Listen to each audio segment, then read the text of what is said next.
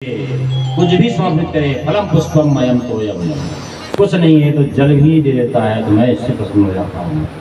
जो जीव मुझे श्रद्धा से किसी वस्तु का महत्व नहीं, वस्तु को समर्पित करने वाले की भावना का महत्व है, भाभी ने जो भेजा है वह मुझे दे दीजिए। सुदामा संकोच दे नहीं पाते तो प्रभु ने कहा, क्षमा करना, आपकी दाहिनी बगल की बड़ी ऊंची तखरी आपकी दिख रही है उठी हुई। भगवान ने तुरंत उनकी बगल में हाथ डालकर पोटली को छीन लिया, और जैसे ही पोटली श्री कृष्ण के हाथ में आई तो उनके निश्चल हो गए। घुमा घुमा कर तो पोटली को देख रहे हैं भगवान को।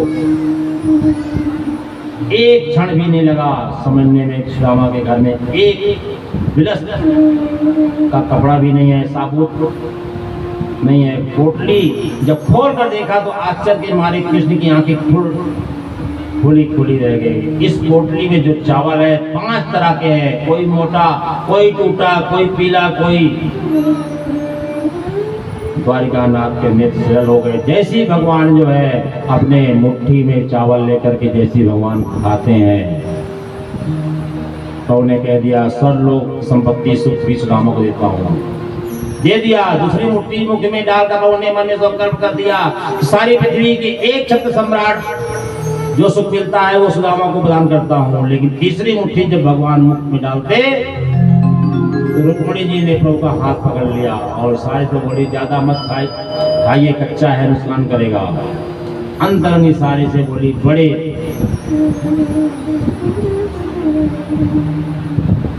पकड़ लिया। पंडित जी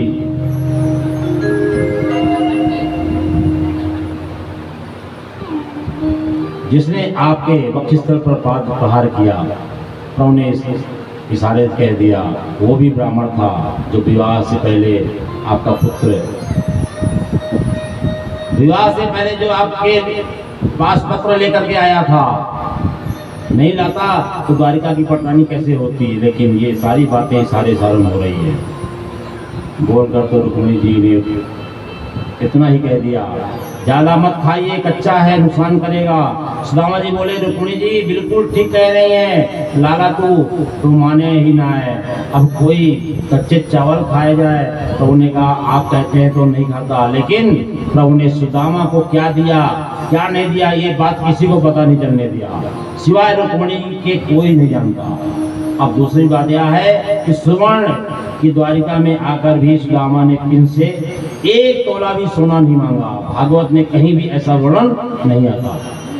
इतनी सी कोई भी छोटी सी वस्तु भी मांगी हो, और यदि कृष्ण सुदामा को देते भी तो सुदामा लेता नहीं। यही तो जीवन का त्याग है सुदामा जी का। आश्चर्य यह है कि भागवत ने स्पष्ट लिखा है कि सोने की द्वारिका में आने के बाद भी सुदामा एक रात्रि से ज्यादा वहां नहीं रुके, केवल एक रात्रि रुके। आज दोपहर में आए और दूसरे दिन पाता होते ही कृष्ण से बोले, लाला अब मैं जानो चाहूं, तेरी द्वारिका देख ली, तेरे दर्शन कर रहे हो, अब जाइयो की बड़ी इच्छा हो रही है। कृष्ण बोले, जाइए। कृष्ण ने रोका भी नहीं, सुदामा की धोती तक नहीं बदली, जैसे आया था सुदामा वैसे ही चल दिए। सुदामा आया था तो अपने आंसुओं को पी लिया था, और सुदामा जा रहा है तो बार बार कृष्ण की याद करता जा रहा है, मेरा कृष्ण कितना बड़ा दयालु है, कितना कृपा का सागर है, कहाँ तो मैं दरिद्र पापी और कहाँ लक्ष्मीपति मेरा मित्र श्री कृष्ण। अरे वाह रे कन्हैया, ऐसी कृपालता मैंने कहीं नहीं देखी, ऐसा करुणा का रूप मैंने कहीं नहीं देखा। कृपा का वास्तविक रूप तो गोविंद है। ऐसे सोते सोते सुदामा जी अपने ग्राम की ओर वापस हो रहे। सुदामा जैसे ही अपने कुटिया वाली जगह पर आए, सुदामा मंदिर देख डरे। यहाँ तो जहाँ सुदामा जी की झोपड़ी थी वहाँ सुंदर महल बन गया। सुदामा बोले, मेरी झोपड़ी कहाँ गई, मेरी कुटिया कहाँ गई, मेरी समझ से परे है। वहाँ भी 2 दरबारी खड़े हुए हैं, सुदामापुरी। लेकिन मेरी पूरी होने का तो कोई मतलब नहीं है, क्योंकि जो दरबारी खड़े हुए हैं वो कहते हैं सुदामापुरी है महाराज। ये क्या बात है, सुदामापुरी, लेकिन मेरी पूरी होने का तो कोई मतलब नहीं है। सुदामा ने सोचा कोई सुदामा नाम का कोई सेठ जी होंगे, मेरी झोपड़ी हटा दी, अपनी नगरी बसा दी। सुदामा ने कहा सुनो भैया, जरा सुदामा सेठ जी को बुलाओ, मैं उनसे पूछूं मेरी झोपड़ी कहाँ गई। दरबारी बोले वे सेठ जी नहीं है, वो तो पंडित जी है। सुदामा ने कहा पंडित जी है तो मैं भी पंडित हूँ, लेकिन मेरी इस प्रकार की नगरी होने का कोई मतलब नहीं है। फिर सोचा एक नाम के दो पंडित भी हो सकते हैं, ये सुदामा पंडित जी धनी होंगे शायद, मेरी झोपड़ी में आग लगा दी होगी और अपना महल बना दिया होगा। अच्छा भैया, अपने सुदामा पंडित जी को बुलाओ, मैं उनसे पूछूं तो सही मेरी झोपड़ी कहाँ गई। दरबारी बोले वो तो द्वारिकाधीश गए हुए हैं। सुदामा ने कहा द्वारिका से तो मैं ही वापस आ रहा हूँ, द्वारिका से तो मैं ही वापस आ रहा हूँ, द्वारिका तो मैं ही गया था, लेकिन मेरी नगरी होने का मतलब नहीं होता, क्या करूँ।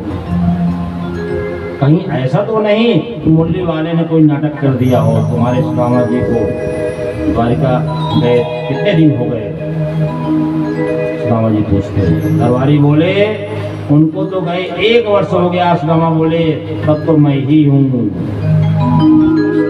और ये लोग मुझे जानते नहीं है, अंदर जाने देंगे कि नहीं। मैं ही वो सुदामा हूँ कि दूसरा कोई नहीं है, इसकी परीक्षा लेना। अब एक ही तरीका है, क्या है, मैं यदि वही सुदामा हूँ तो मेरी पत्नी तो अंदर भी होगी जरूर, दुबली सी पत्नी हमारी जरूर होगी। मैं इन दरबारियों से पूछता हूँ कि कम से कम आप उन सुदामा पंडित जी के पत्नी को तुम कम बुला दो। अच्छा आप खड़े रहिए, पूछकर आते हैं। सुशीला जी से जाकर बोले महारानी जी कोई ब्राह्मण द्वार पर खड़ा है, आपसे मिलना चाहता है।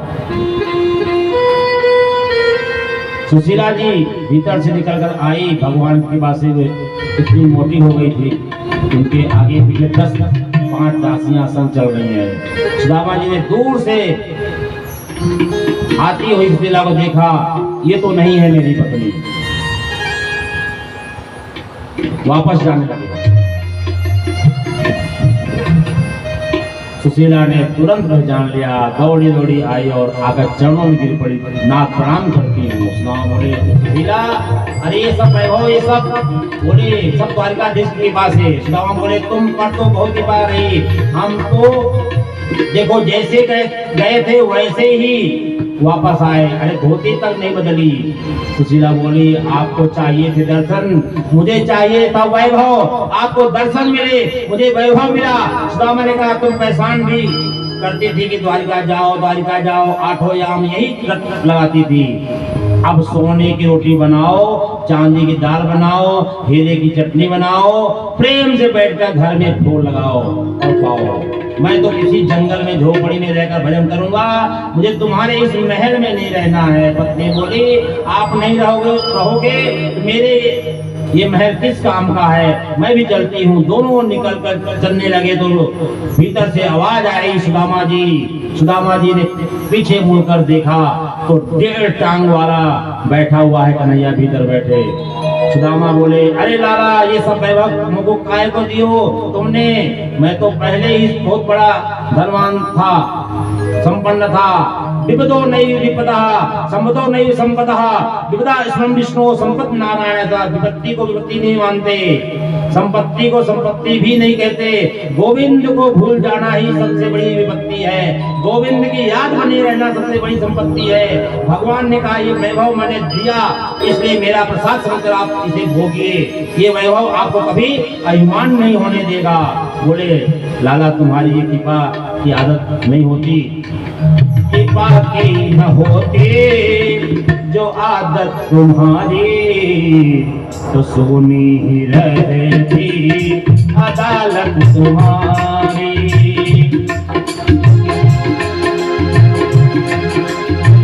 कृपा की न होती जो आदत तुम्हारी, कृपा की न होती जो आदत तुम्हारी,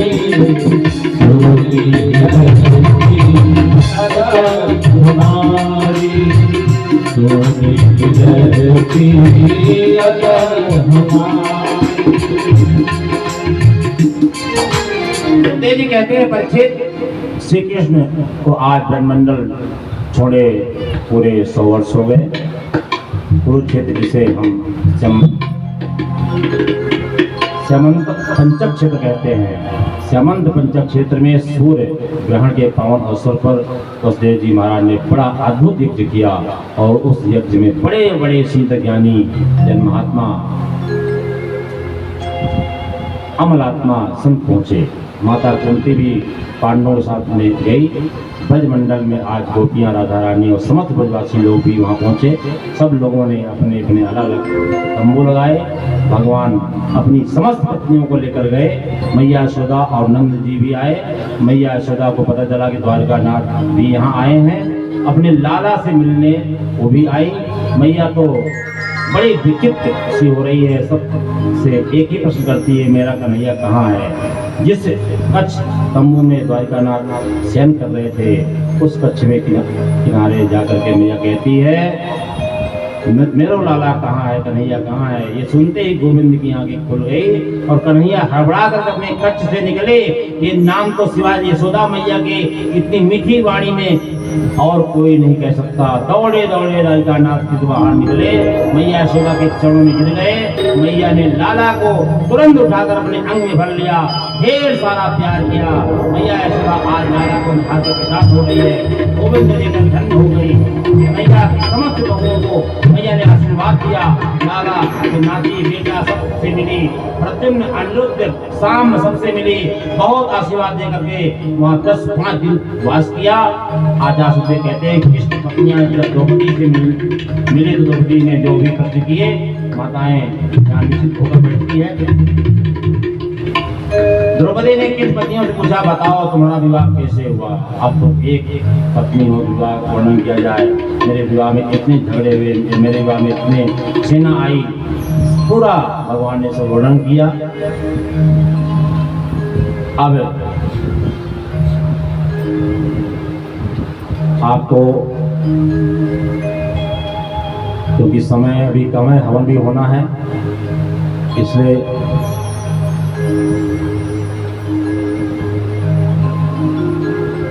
दत्तात्रेय जी के बारे में कथा कर लेते हैं, फिर उसका हवन करेंगे। भगवान दत्तात्रेय जी ने 24 गुरु बनाया था।